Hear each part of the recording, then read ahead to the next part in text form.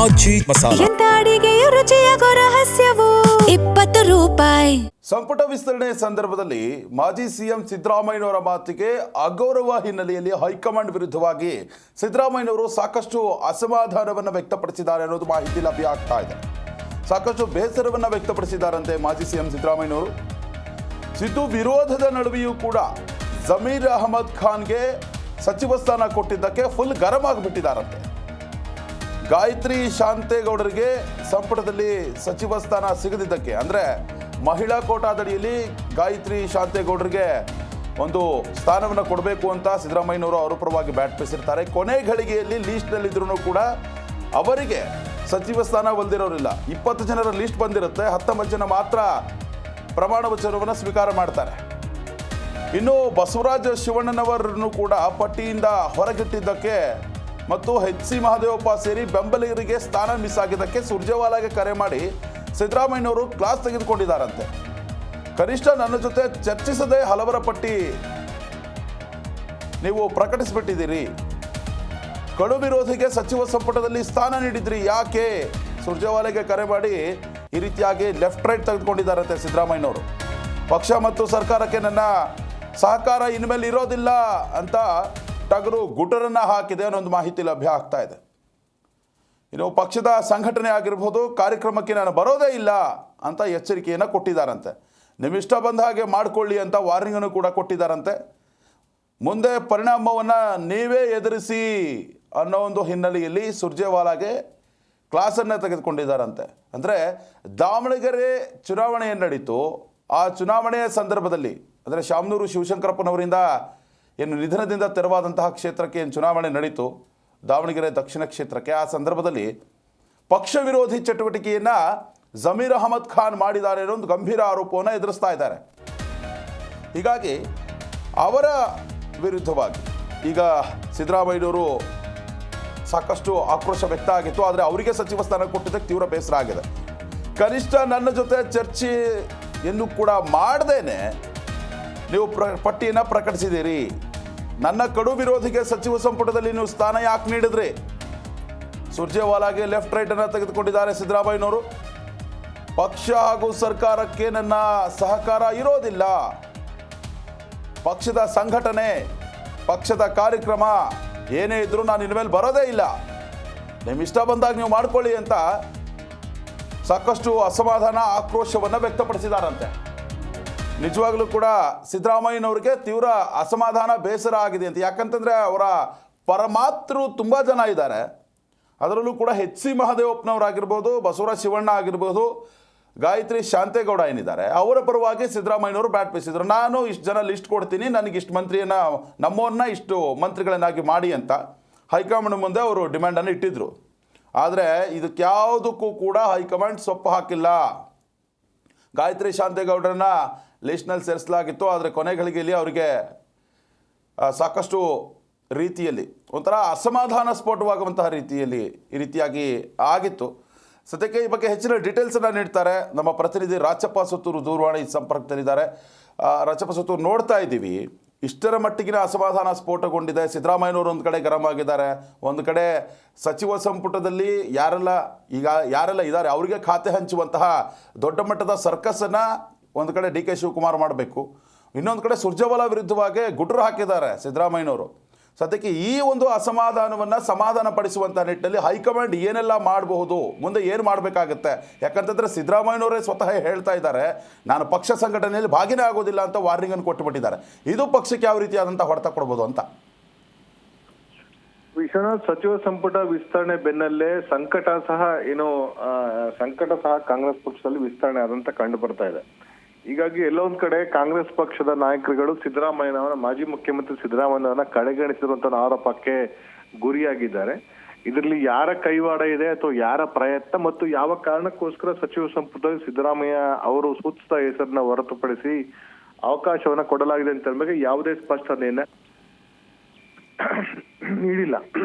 ಹೀಗಾಗಿ ಮಾಜಿ ಮುಖ್ಯಮಂತ್ರಿ ಸಿದ್ದರಾಮಯ್ಯನವರು ಮೊನ್ನೆ ತಮ್ಮ ಹುಟ್ಟುಹಬ್ಬದ ನೆಪದಲ್ಲಿ ಅವರು ಸಚಿವ ಸಂಪುಟ ವಿಸ್ತರಣೆ ಕಾರ್ಯಕ್ರಮಕ್ಕೆ ಗೈರು ಹಾಜರಾಗಿದ್ರು ಮತ್ತು ಅದೇ ಸಂದರ್ಭದಲ್ಲಿ ಸುರ್ಜೇವಾಲಾ ಅವರಿಗೆ ದೂರವಾಣಿ ಕರೆ ಮಾಡಿ ಲೆಫ್ಟ್ ರೈಟ್ ತೆಗೆದುಕೊಂಡಿರುವಂತ ಮಾಹಿತಿ ಲಭ್ಯವಾಗ್ತಾ ಇದೆ. ಅದರಲ್ಲಿ ಪ್ರಮುಖವಾಗಿ 3-4 ಅಂಶಗಳು ಕಂಡು ಬರ್ತಾ ಇದೆ.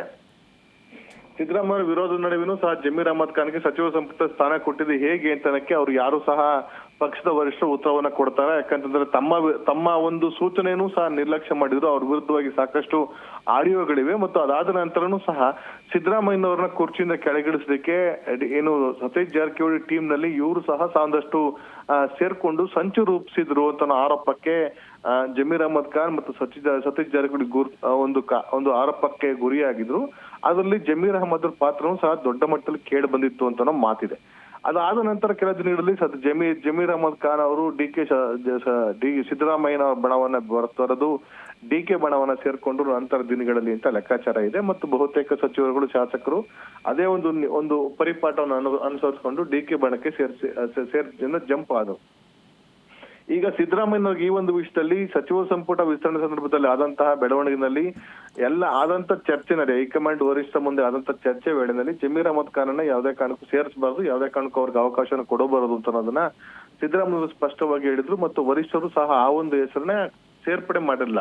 ಆದ್ರೆ ಅಂತಿಮ ಕ್ಷಣದಲ್ಲಿ ಸುರ್ಜೇವಾಲಾ ಕಡೆಯಿಂದ ಅಥವಾ ವೇಣುಗೋಪಾಲ್ ಕಡೆಯಿಂದ ಈ ಪಟ್ಟಿಯಲ್ಲಿ ಅವ್ರ ಹೆಸರು ಸೇರ್ಪಡೆ ಆಗಿದೆ ಅಂತ ಅನ್ನೋದು ಈಗಿರುವಂತ ಮಾಹಿತಿ. ಹಾಗಾಗಿ ಅವ್ರಿಗೆ ಸಚಿವ ಸಂಪುಟದಲ್ಲಿ ಅವಕಾಶ ಕೊಟ್ಟಿದ್ದಾದ್ರು ಹೇಗೆ, ಯಾವ ಕಾರಣ ಕೊಟ್ಟಿದ್ರಿ ಮತ್ತು ನನ್ನ ಮಾತನ್ನ ನೀವು ಕಡೆಗಣಿಸಿದ್ರಿ. ಹಾಗಾಗಿ ಮುಂದಿನ ದಿನಗಳಲ್ಲಿ ನಾವು ಅದಕ್ಕೆ ನಿಮ್ಮ ಸರ್ಕಾರ ವಿಚಾರ ಇರಬಹುದು ಅಥವಾ ಪಕ್ಷ ಸಂಘಟನೆ ವಿಚಾರ ನಾವು ಭಾಗಿಯಾಗೋದಿಲ್ಲ ಅಂತ ಎಚ್ಚರಿಕೆಯನ್ನು ಕೊಟ್ಟಿದ್ದಾರೆ.